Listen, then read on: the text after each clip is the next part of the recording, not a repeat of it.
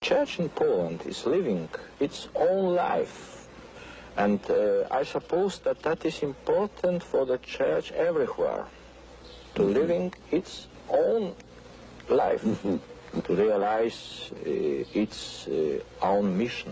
The most important problem is that is atheism and Marxism, that is a anti-religious ideology and system.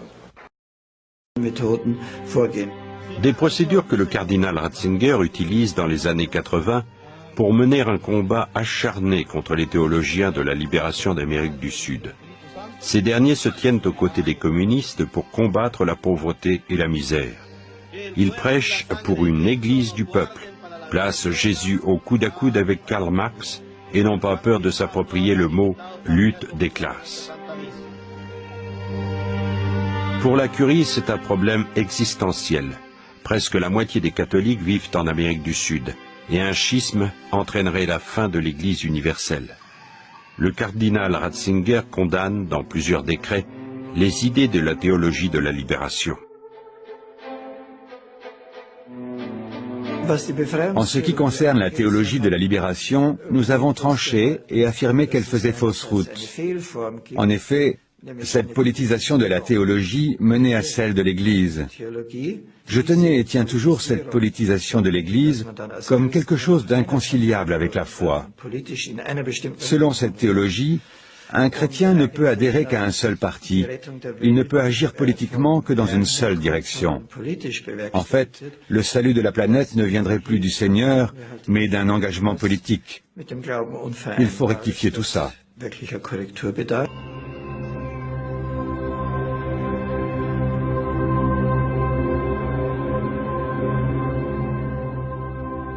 Le théologien de la libération, Leonardo Boff, est outré par le manque de commisération de la Curie.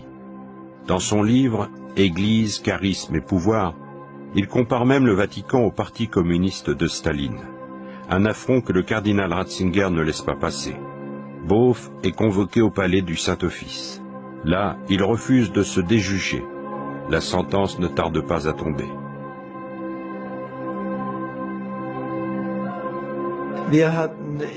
Nous avons exigé qu'il cesse de faire des conférences de par le monde pendant 1 an.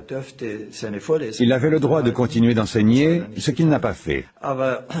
Nous trouvions qu'il était trop bavard et que cela lui ferait du bien d'interrompre un peu son activité de conférencier compte tenu des questions que ses textes posaient. Il devait s'accorder une sorte de congé sabbatique pour réfléchir en profondeur à ce que nous lui reprochions. Ces profondes réflexions et les violentes altercations avec la Congrégation pour la doctrine de la foi amènent Leonardo Boff, comme de nombreux autres théologiens de la libération, au même résultat. Ils abandonnent leur ministère sacerdotal. En 1989, le monde communiste s'effondre, et avec lui l'espoir d'un ordre social plus juste, basé sur le modèle marxiste. Un renforcement inattendu des positions de la congrégation. La plupart des croyants se détournent de la solidarité envers les pauvres, telle que l'a prêché les théologiens de la libération. Pour la congrégation, c'est une preuve du bien fondé de ces méthodes intransigeantes. Pourtant, les problèmes qui, dans les années 60, avaient provoqué l'entrée en lice des prêtres rebelles sont toujours d'actualité.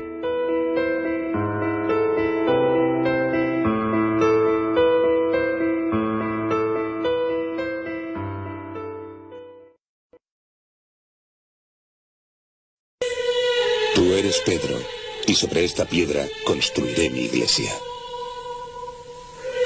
La afirmación original de la autoridad del Papa. Esta frase no permite ninguna desobediencia. Si queremos tener fe, tenemos que ser capaces de obedecer. Me doy cuenta de que es muy duro hablar de obediencia en la iglesia de hoy. Pero quisiera destacar que pertenecemos a una iglesia en la que la obediencia es la base de la fe. Pero hay disidencia entre la iglesia y sus miembros. La ordenación de nuevos obispos por parte del Papa topa con el rechazo y la resistencia de los fieles. En Viena, las fuerzas del Estado tienen que abrir paso para que el nuevo obispo elegido, un conservador, pueda llegar a la iglesia.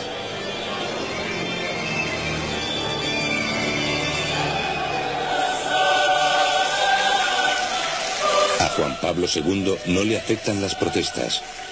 Quiere hombres que piensen como él. Los obispos son nombrados por el Papa, no elegidos por la gente.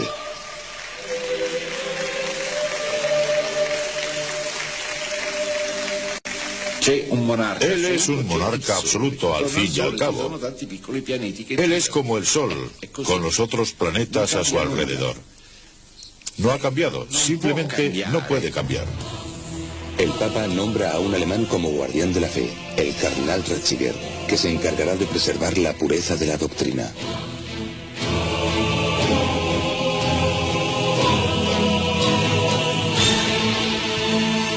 Su organización era conocida con el nombre de Inquisición General. Sus viejos archivos se encuentran en los sótanos del Vaticano. Incluso hoy, su objetivo es eliminar toda herejía.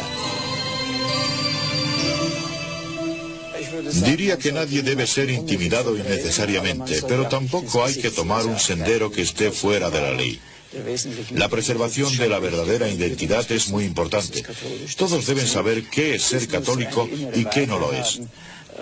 Debe ser un proceso interno, sin fanatismo, pero como he dicho, tiene que haber una ley.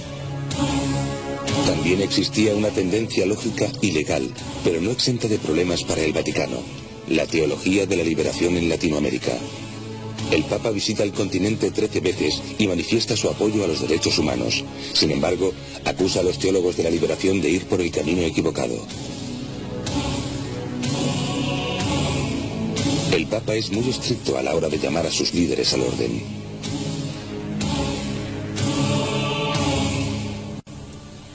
Fue ese Papa que me condenó. El Papa me sentenció al silencio.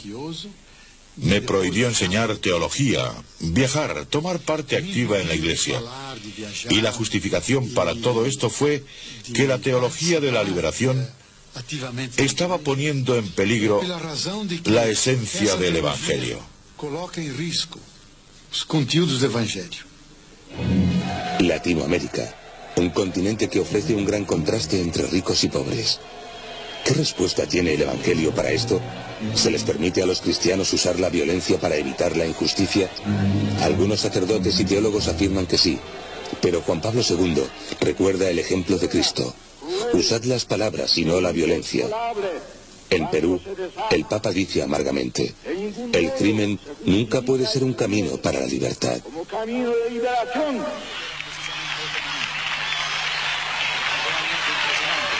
Los teólogos de la liberación basan sus ideas en Marx y Lenin. Esta es la causa de los problemas. Yo creo que mucho de eso se debe naturalmente a la experiencia personal de Juan Pablo II, ¿no? Es alguien que viene de un país de régimen comunista, que pudo ver de cerca entonces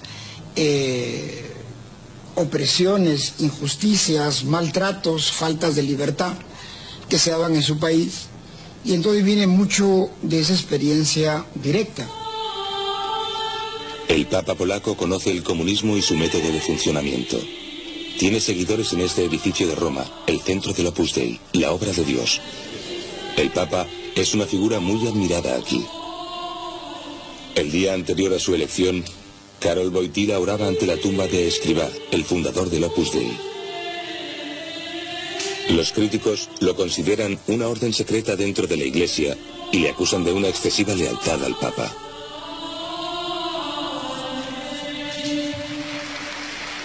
Juan Pablo II ha aumentado el poder del Opus Dei. Beatificó a su fundador en un proceso rápido, y cuando hay algún sillón de obispo por ocupar, los candidatos del Opus Dei tienen cierta ventaja.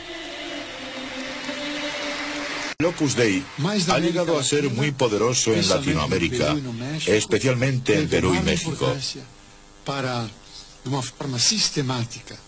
Esta gente también suele criticar la teología de la liberación. Karol Wojtyła pretende aplicar la experiencia de sus primeros tiempos en Polonia a toda la Iglesia.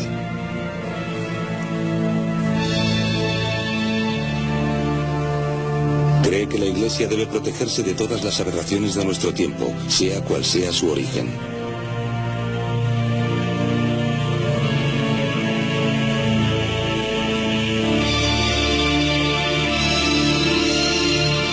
En el este, soplan aires de cambio.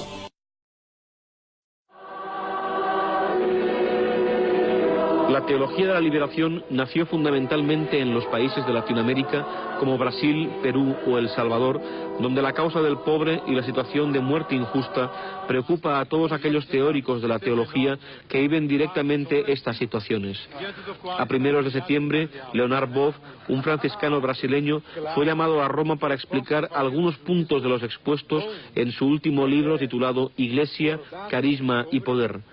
Tanto él como el peruano Gustavo Gutiérrez o el salvadoreño John Sobrino han visto sus escritos analizados con lupa por el cardenal alemán Joseph Ratzinger, prefecto de la Sagrada Congregación para la Doctrina de la Fe, antiguo Santo Oficio. Sobre la teología de la liberación, el Papa ha dicho que la Iglesia debe defender la causa del pobre, pero que para ello no es necesario ningún apoyo en la filosofía marxista.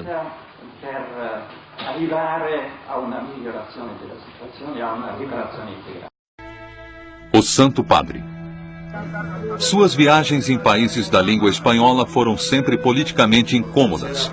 Em sua primeira viagem à América Latina, ele deixou os líderes da igreja atônitos, denunciando a liberação da teologia da libertação. A teologia da libertação mistura catolicismo com atividade marxista. Muitos na América Latina viram isso como uma forma de sair da pobreza e impotência. Mas para o Papa João Paulo isso foi contrário à missão espiritual da Igreja, e líderes que continuaram apoiando isso foram substituídos. O confronto mais direto entre o Papa e os líderes de esquerda foi em Nicarágua, em 1983. Na chegada, ele repreendeu um padre que havia se recusado a deixar o governo. Mas o pior atrito foi mais tarde. O altar para a missa estava cheio de imagens revolucionárias, mas um símbolo estava faltando de propósito. Não havia uma cruz. Manifestantes, que aparentemente apoiavam o governo, gritavam: "Queremos paz". Logo o Papa deu um basta. Silêncio, ele exigiu. A primeira que quiere la paz es la Iglesia. A primeira que quer a paz, ele disse. The church in Poland is living its own life, and I suppose that that is important for the church everywhere, to living its own life, to realize its own mission. The most important problem is that is atheism and Marxism, that is a anti-religious ideology and system. Des procédures que le cardinal Ratzinger utilise dans les années 80 pour mener un combat acharné contre les théologiens de la libération d'Amérique du Sud. Ces derniers se tiennent aux côtés des communistes pour combattre la pauvreté et la misère. Ils prêchent pour une église du peuple, placent Jésus au coude à coude avec Karl Marx et n'ont pas peur de s'approprier le mot « lutte des classes ». Pour la Curie, c'est un problème existentiel. Presque la moitié des catholiques vivent en Amérique du Sud, et un schisme entraînerait la fin de l'Église universelle. Le cardinal Ratzinger condamne, dans plusieurs décrets, les idées de la théologie de la libération. En ce qui concerne la théologie de la libération, nous avons tranché et affirmé qu'elle faisait fausse route.